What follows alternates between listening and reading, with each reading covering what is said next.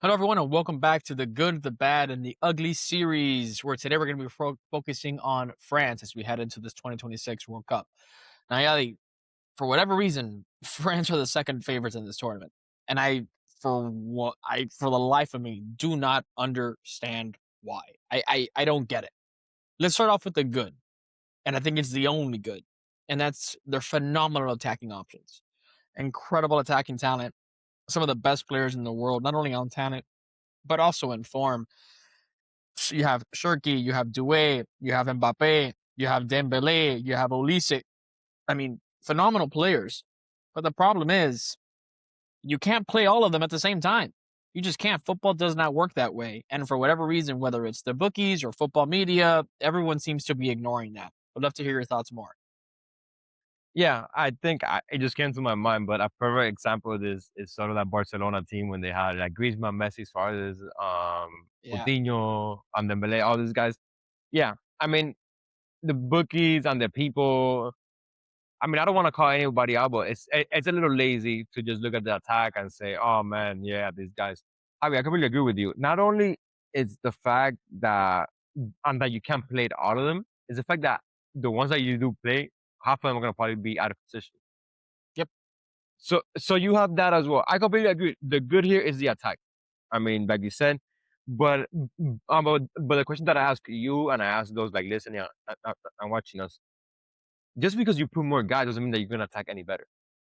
So are we even sure that just because they have all these names, like for example, I look at it and I think, okay, I think Mbappe is gonna probably be up front and Olise is gonna be on the right. So we're talking about two guys that are gonna probably be in their position, but Dembele is gonna be somewhere either in the left or behind the striker, which he doesn't play there anymore. Are we gonna see I'm the best Dembele? Where's Doué gonna play? Where's Thuram gonna play? Are you forced to put Thuram just on the fact that you need somebody to defend? So even their best attribute, which is their attack, had so many questions. And this is why, like once again, we have them as our flop of the tournament. Go and watch our video and what we did, like the bracket. We have them exiting pretty early. Yeah, around the And 16 yeah, this exits in is Germany. yeah. So this is like a great like reasoning and that we both have. I know everybody has them. A lot of people actually have them in the final. I just don't think that's even close to happening. No. Like you said, they're very good. The attack, amazing. But even that is gonna take away from half of their players because Yeah, some of them are gonna be playing out of position. and that's the bad, right? It's the lack of balance that this squad has.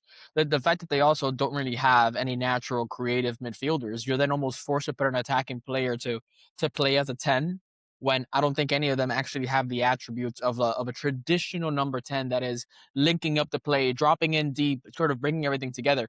You're basically just going to line up with four attackers and let's be real.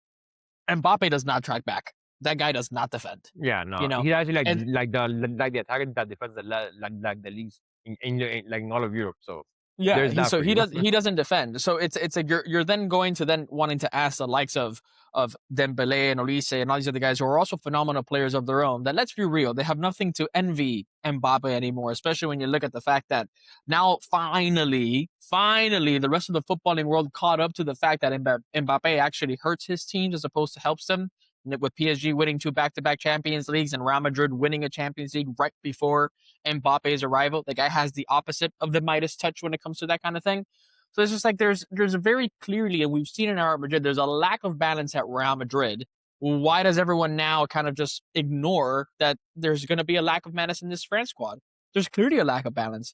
I don't see how France lines up, okay? Because the reality is that they're probably going to, if they really want to win, they're going to have to make some very big, difficult, and unpopular decisions, which means that they're going to have some of the best attacking players in world football on the bench to actually field an 11 in a style of play that is actually going to get the best out of them, to give them the most balanced approach, to be solid defensively in the middle of the park and up in the attack. But that's not what they're going to do, because Didier Deschamps is going to have all of France wanting his head on a spike, okay, if he does that. But I don't see a world where you put up a front three or a front four that's actually going to work and mesh together, and that you're not going to get overrun, especially in the midfield when you go up against a team. And you know what, Yali? I'm calling it right now. They're going to come in their group stage. They're going to beat some shit team that has no business being in this World Cup. They're going to beat them 6-0. and everyone's going to be talking about how France is an amazing team and yada yada, and they look so great. And when they get a proper squad that actually plays good football, that has a very clear style of play, and that is balanced, they're going to tactically destroy them. I see France getting absolutely overrun in the middle of the field, and it's going to take people actually putting their own egos to the side and either needing to sacrifice their role on the pitch or maybe their place on the pitch altogether if France has any proper chance of actually making deep into this tournament. And I think that leads us to the ugly of this France squad, and that is the egos. Yeah, I mean, we've seen it. I feel like this new Mbappe sort of experience that we have all been like witnessing for the last 2 years in world football. It's as clear as day.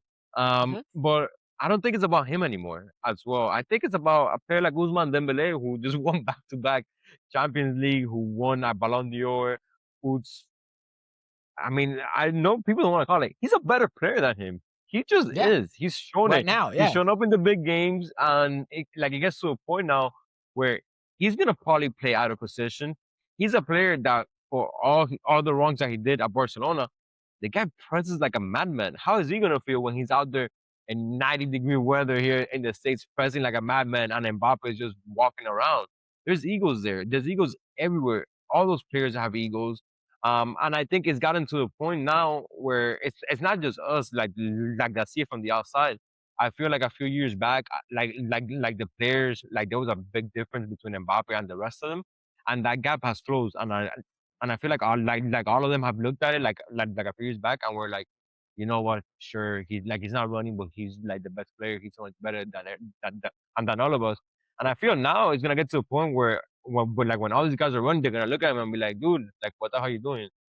Like yep, like like like we just won the Champions League twice and you didn't. So like get it together. And then like even a guy like Olise who had a better season than him is gonna look at him and be like, yo, what are you doing? I play with Harry Kane, who's as good, if not better than you, and I see him track back and I see him link up yeah, the and play playing like and doing all Perlo, these yeah, things.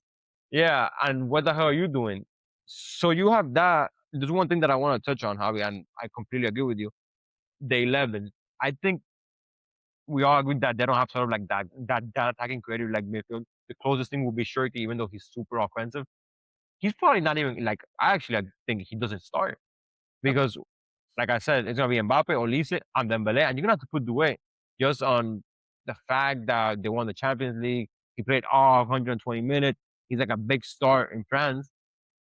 If you look at that front four, are we serious? Is there anybody that could actually analyze the game and think, oh yeah, that team with those four guys is gonna go on a run and win the World Cup?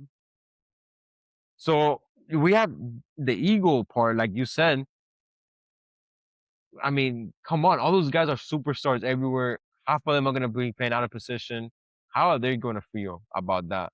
And I think that's gonna be a huge problem. I do like that is the balance on the team is bad, but the egos that these guys are gonna have, especially when things start going wrong, and especially when one of them gets subbed off and is like, "Why are you subbing me off when I'm Usman Dembele, Ballon d'Or winner, Champions League back-to-back winner, score?"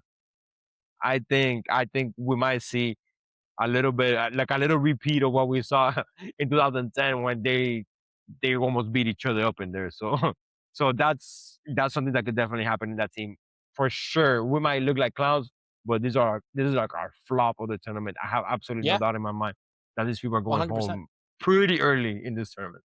I agree. I don't. On top of the fact that their midfield is virtually non-existent, right? They have a decent decent defense. Not amazing, not terrible. Decent defense, but a non-existent midfield. I mean, I'm gonna name you a couple of teams: Netherlands, Argentina, Spain, Portugal. I mean, I don't see a world where that France, midfield isn't getting constantly overrun by those kind of nations. So even if they don't have this super early exit that we're predicting, I don't understand, nor do I really see a world in which they have any reason at all, maybe on name only, for them to be, the second favorites going into this World Cup just behind Spain. I really don't see it. So those are our thoughts on France. Let us know. Are we chatting a bunch of shit? Are we just some dumb yanks that don't know who we're talking about? Or is the real world like FIFA, where you can just put all the best players in the world out of position and you're somehow gonna make it work because this is PlayStation apparently. Would love to hear your thoughts. Let us know what you think. Up next, we're going to go ahead and we're going to cover Portugal.